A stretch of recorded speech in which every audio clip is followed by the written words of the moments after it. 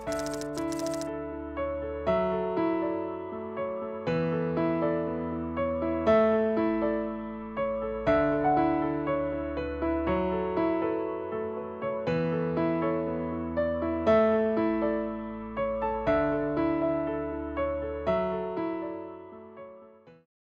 আমরা আলোচনা করব জেএস এর বিজ্ঞান বইয়ের 10ম অধ্যায় অম্ল ক্ষারক ও লবণ এই চ্যাপ্টারটা নিয়ে।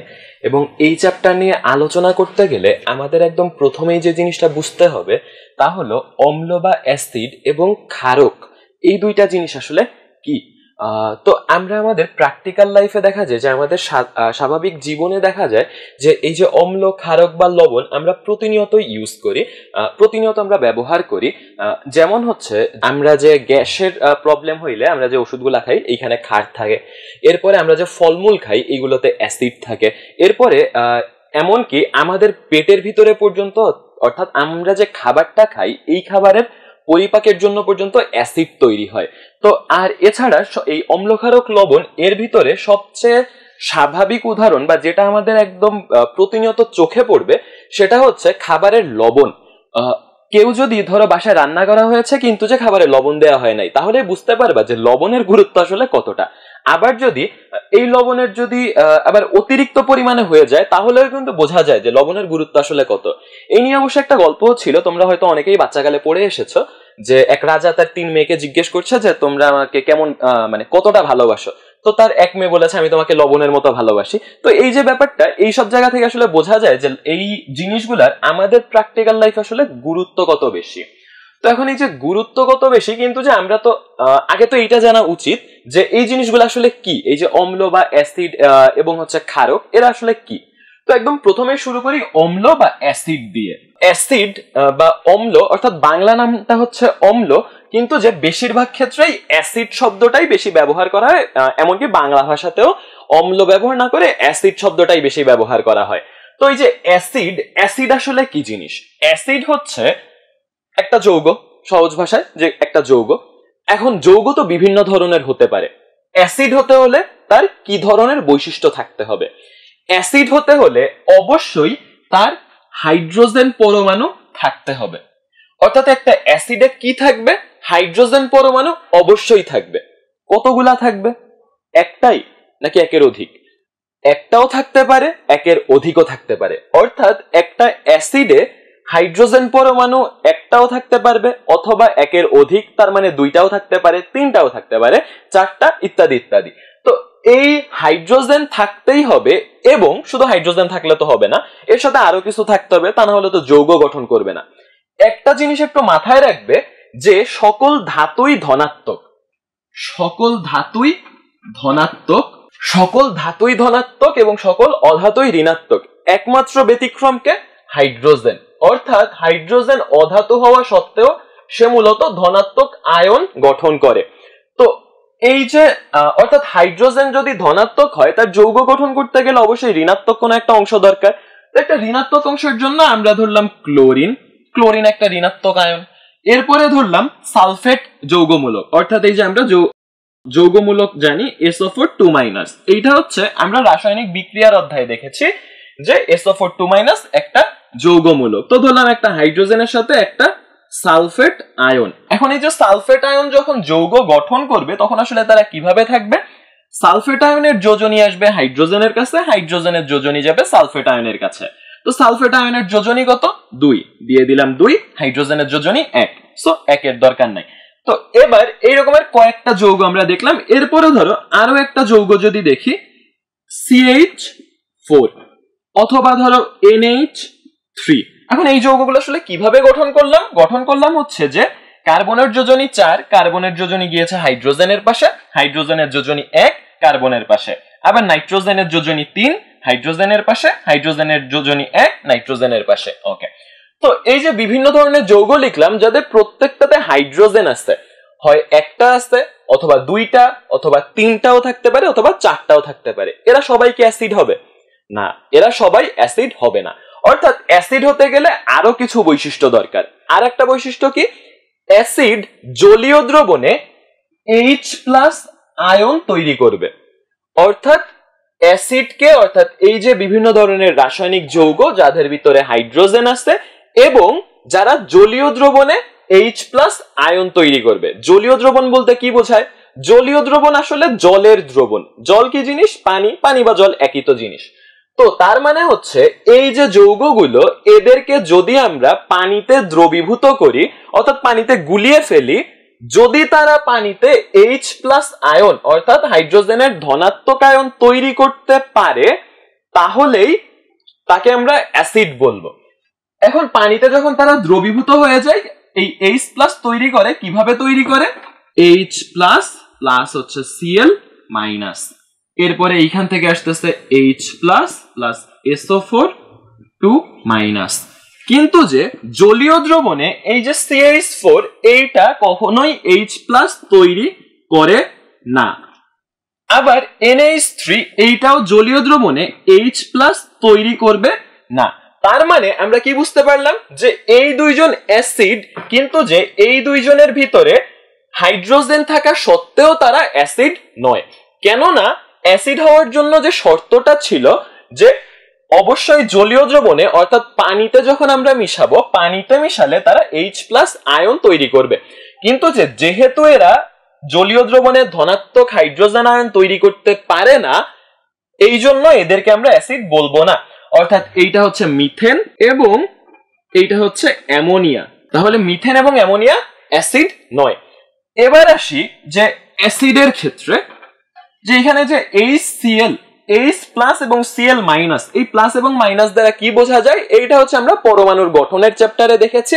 তাও হালকা ভাবে জাস্ট বলি যে কোন পরমাণু যদি একটা ইলেকট্রন ত্যাগ করে তাহলে সে এক ধনাত্মক আধান বিশিষ্ট হয় এবং এই আধান হচ্ছে আমরা প্রতীকের উপরে এই কোণায় লিখে দেই। এবং ক্লোরিন তার স্থিতিশীলতা অর্জনের জন্য সর্ববহিস্থ স্তরে একটা ইলেকট্রন গ্রহণ করে এবং ইলেকট্রন গ্রহণ করলে কোন মৌল ঋণাত্মক আয়ন গঠন করে, যাকে আমরা অ্যানায়ন বলি। তো এই ঋণাত্মক আয়নের জন্য তার চার্জ হচ্ছে আমরা এই যে উপরের কোণায় মাইনাস দিয়ে প্রকাশ করি। একইভাবে এইখানেও সেম। আবার এইখানে আর একটা জিনিস আমরা এইটা হচ্ছে রাসায়নিক বিক্রিয়ার চ্যাপ্টারে দেখেছি, এইখানে হালকা ভাবে উল্লেখ করছি যে H2SO4 এই যে বিক্রিয়াটা আমি লিখেছি, তো রাসায়নিক সমীকরণ যেটা এখানে লিখেছি, এই সমীকরণে একটা জিনিস দেখো তো, হাইড্রোজেন এই পাশে কয়টা আছে? দুইটা, এই পাশে একটা। সালফেট এইখানে, সালফার এখানে একটা, এখানে সালফার একটা, অক্সিজেন চারটা, অক্সিজেন চারটা। তার মানে দুই পাশে পরমাণুর সংখ্যা সমান নেই। এটা আমরা রাসায়নিক বিক্রিয়ার অধ্যায়ে দেখেছি যে দুই পাশে পরমাণুর সংখ্যা যদি সমান করতে হয় এটাকে আমরা রাসায়নিক সমতাকরণ বলি। তো সমতাকরণ করতে গেলে আমরা কি বলেছিলাম? যে ঝামেলা খুঁজবো, ঝামেলাকে সলভ করব। হাইড্রোজেন এখানে দুইটা, এখানে একটা, ঝামেলা পেয়ে গিয়েছি, তাহলে এখানে জাস্ট একটা 2 দিয়ে গুণ দেই, ঝামেলা সলভ। তো এই যে দেখো এই দুই ধরনের যৌগ বা এই যে দুইটা যৌগ, এই দুইটা যৌগের ক্ষেত্রে কি হয়েছে? এরা জলীয় দ্রবণে H+ আয়ন দান করছে, তো এরা হচ্ছে অম্ল বা অ্যাসিড। তো এই ধরনের আরো অনেকগুলা উদাহরণ আছে, যেমন এইটা হচ্ছে এক ধরনের অ্যাসিড, এটা হচ্ছে খাবারে পাওয়া যায়, তো এইটাকে বলা হচ্ছে ইথানোয়িক অ্যাসিড। তো ইথানোয়িক অ্যাসিডের ব্যবহার আবার আমাদের প্র্যাকটিক্যাল লাইফে অনেক বেশি বলতে যে আমাদের আসলে ঘরের ভিতরে আর কি সাধারণত যেটা চোখে পড়ে সেই হিসাবে আর কি এইটা পরিচিত হওয়া উচিত। তো এইটা হচ্ছে ভিনেগারে পাওয়া যায়। আমরা খাবারে যে ভিনেগার ব্যবহার করি, ভিনেগারে এই ইথানোয়িক অ্যাসিড থাকে। তো ইথানোয়িক অ্যাসিড থেকে ওই যে H+ তৈরি হচ্ছে। এরপরে ধরো আরো কিছু যৌগ যদি লিখি, HNO3 থেকে তৈরি হবে H+ প্লাস হচ্ছে NO3 মাইনাস। তো এইটাকে বলা হচ্ছে হাইড্রোক্লোরিক অ্যাসিড, এইটা হচ্ছে সালফিউরিক অ্যাসিড, এটা ইথানোয়িক অ্যাসিড এবং এইটা নাইট্রিক অ্যাসিড। তো এই ধরনের বিভিন্ন ধরনের অ্যাসিড থাকে। তো অ্যাসিডের অন্যান্য যে বৈশিষ্ট্যগুলো এগুলো আমরা একটু পরে দেখব। তো এই অন্যান্য বৈশিষ্ট্য দেখার আগে আমরা একটু ক্ষারক জিনিসটা একটু চিনে আসি। ক্ষারক হলো ধাতু থাকবে, অর্থাৎ কোন একটা ধাতু এবং ধাতুর সাথে অক্সিজেন বা হাইড্রক্সাইল থাকবে।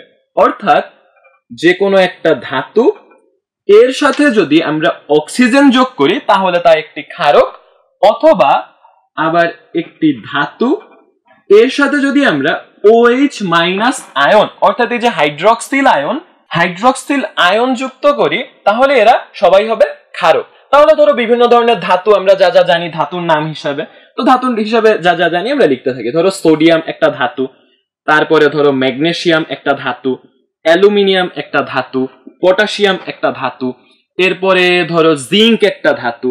তো এই প্রত্যেকের অক্সাইড, এখন ধরো সোডিয়াম এবং অক্সিজেন যুক্ত করলাম, এখন এটা কি যৌগ গঠন হয়েছে? হয় নাই। কেন হয় নাই? কেননা এরা এখনো তো যোজনী তো ফলো করে নাই। তো যোজনী যদি এদের মানতে হয় সেই হিসাবে অক্সিজেনের যোজনী কত? 2, অক্সিজেনের যোজনী আসবে সোডিয়ামের পাশে, সোডিয়ামের যোজনী 1 অক্সিজেনের পাশে। একইভাবে ম্যাগনেসিয়ামের পাশে অক্সিজেন, অ্যালুমিনিয়ামের পাশে অক্সিজেন, পটাশিয়ামের পাশে অক্সিজেন, জিঙ্কের পাশে অক্সিজেন। তো এই যে ম্যাগনেসিয়ামের যোজনী কত? 2, ম্যাগনেসিয়ামের যোজনী 2, অক্সিজেনের যোজনী 2, অর্থাৎ ম্যাগনেসিয়ামের যোজনী যাবে অক্সিজেনের পাশে, অক্সিজেনের যোজনী আসবে ম্যাগনেসিয়ামের পাশে। কিন্তু যে আমরা রাসায়নিক বিক্রিয়ার অধ্যায়ে অর্থাৎ যোজনীর যে অংশটা আছে ওইখানে আমরা দেখেছিলাম যে যখন এই রকমের একই জিনিস অর্থাৎ এদের অনুপাত করা যাবে, অনুপাত করে যাদেরকে শর্ট করে আনা যাবে তাদের ক্ষেত্রে এই 2 2 না লিখে, মানে বড় অংশটা না লিখে অনুপাতের ছোটটা লিখে দেয়, অর্থাৎ 1 1। তো সেই হিসেবে এমজিও 1 1 তো লেখার দরকার নাই। এরপরে আসতেছে অ্যালুমিনিয়ামের যোজনী 3, অক্সিজেনের 2, পটাশিয়ামের ক্ষেত্রে K2O, জিঙ্কের ক্ষেত্রে আবার এই ম্যাগনেসিয়ামের সেম নিয়মে ZnO, কারণ দুইটা কাটাকাটি হয়ে যাবে, যে 2 2 1 1 কাটাকাটি হয়ে যাবে। এরপরে ধরো যখন হাইড্রক্সিল আয়নের ক্ষেত্রে সেম NaOH, এরপরে ধরো MgOH, এরপরে AlOH, KOH, ZnOH। এইবার কি যৌগগুলো লেখা হয়েছে? হয় নাই। আবার ওই ঈশার নিয়ম অনুসারে যে যোজনীর স্থানান্তর বা পারস্পরিক যে বিনিময় সেই অনুসারে আমরা দেখি তাহলে NaOH 1 1 লেখার কিছু নাই। MgOH ম্যাগনেসিয়ামের যোজনী কত? 2 2, এভাবে লিখে দিলাম। হয় নাই। কেন হয় নাই? কেননা যখন আমরা এইভাবে 2 লিখেছি শুধুমাত্র হাইড্রোজেনের পাশে 2 এসেছে, অক্সিজেনের পাশে আসে নাই। তো এই জন্য যখন কোনো যৌগ মূলকের ক্ষেত্রে তোমরা এই যে যোজনী 1 বাদে অন্য কোনো কিছু লিখতে যাবে তখন একটা ব্র্যাকেট দিয়ে নিবে।